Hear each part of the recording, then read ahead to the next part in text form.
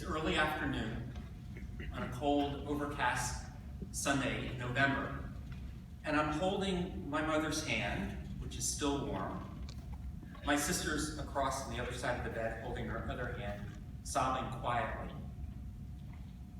And the color in my mom's face is starting to fade as she's making less and less frequent agonal breaths.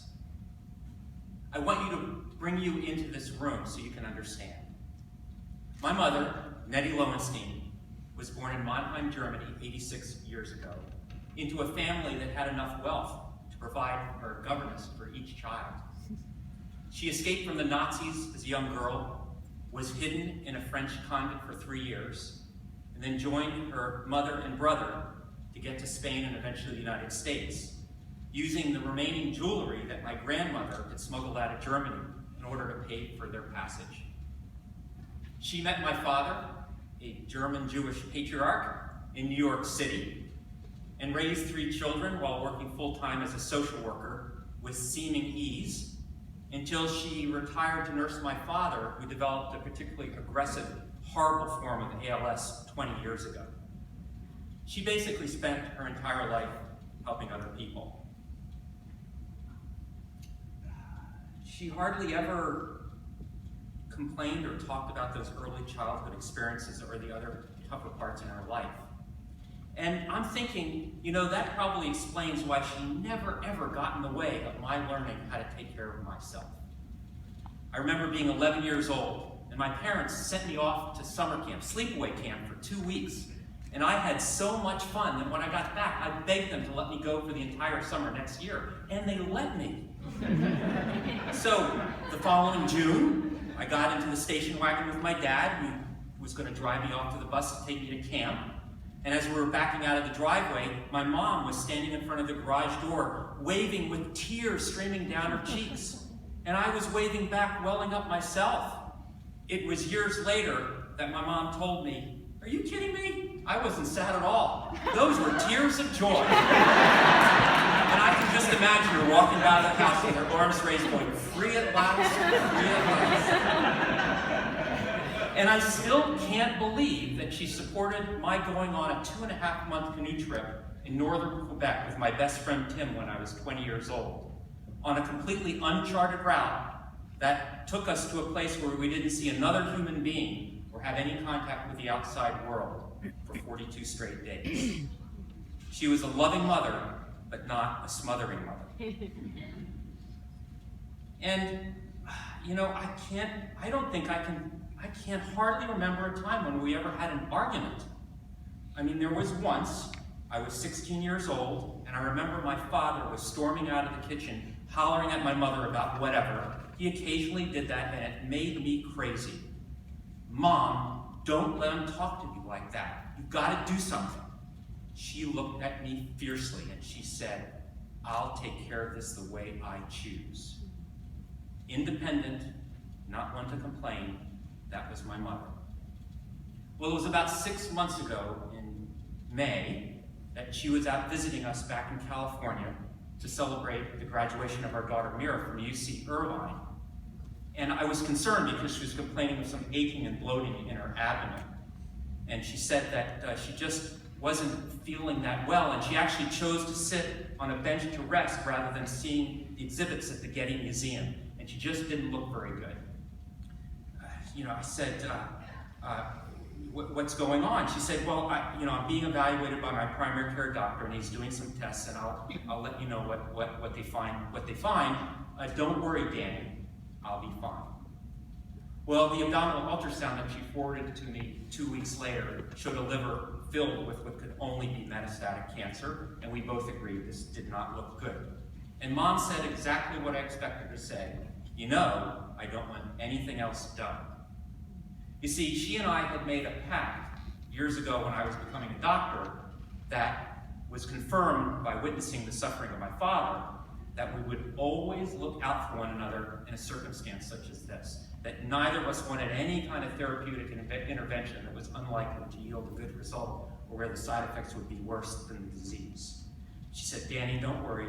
I'll be fine. I said, Mom, come on, let's at least find out what kind of cancer this is and maybe see what sort of options we have. So I did what I think a lot of us in the profession do. I called my good friend, Dr. Frances Jensen, chair of neurology at Penn, and asked her, who would be the best person for a second opinion. And 2 weeks later, my sister and I joined my mother for a clinic visit with Dr. Ursina Teitelbaum, a geriatric GI oncologist. Dr. Teitelbaum was as kind, as caring as you would expect, one academic in the presence of another and all that. She sat straight across from my mom, looked right in her eyes and asked, what are your symptoms and, what are your needs, what are your expectations? And after listening for about 20 minutes, Dr. Teitelbaum said, Mrs. Lowenstein, based on everything that you've told me, I agree with you. I think the best thing that we can do is get you into hospice and provide the comfort that you need. And so as we were walking out of that clinic visit, my mom put her arms around our shoulders and she said, that was the best doctor I've ever met. Over the course of the summer and the fall, we all did what needed to be done. My mom got her care from her primary care doc and her hospice nurse. My sister made the hour-long trip from Philadelphia multiple times per week to be with her. I came out and visited on the weekends every few weeks.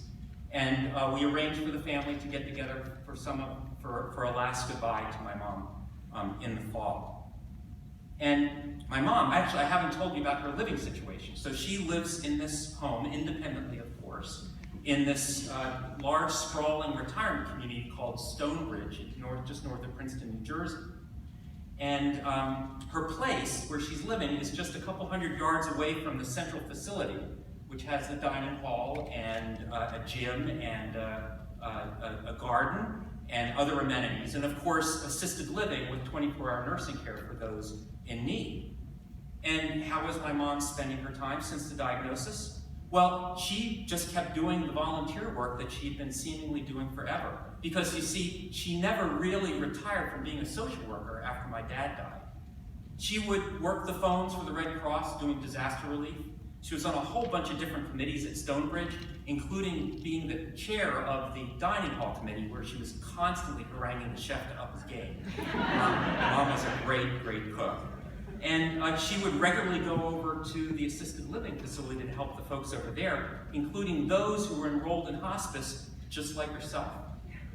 And when we would come and visit, she would make the most delicious meals, like the replicas of the Sunday morning brunches that we had growing up as a family in Baltimore.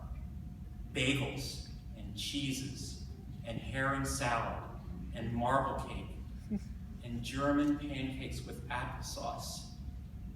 And oh, the joy she would get when she watched us eat those delicious meals, even though she could barely eat any food any longer.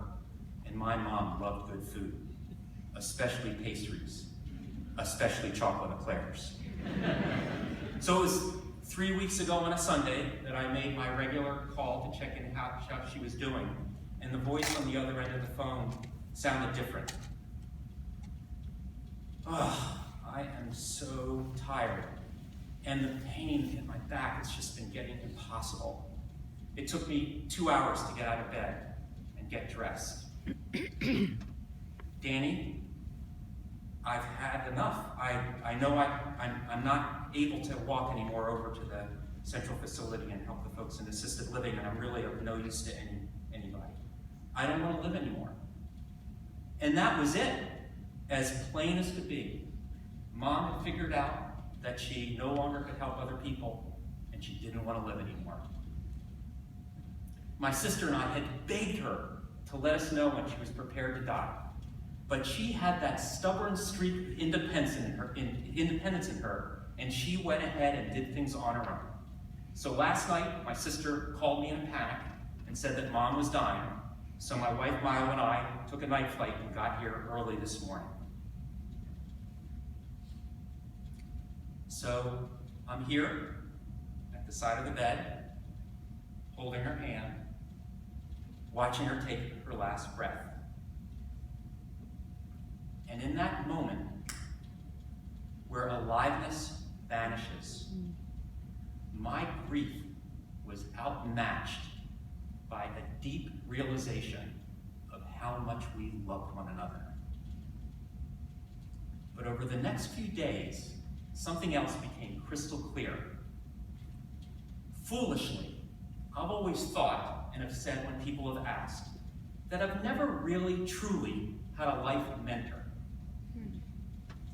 But when my mom passed away, resolute, under her own terms, with absolute clarity as to when life was no longer worth living, then I knew.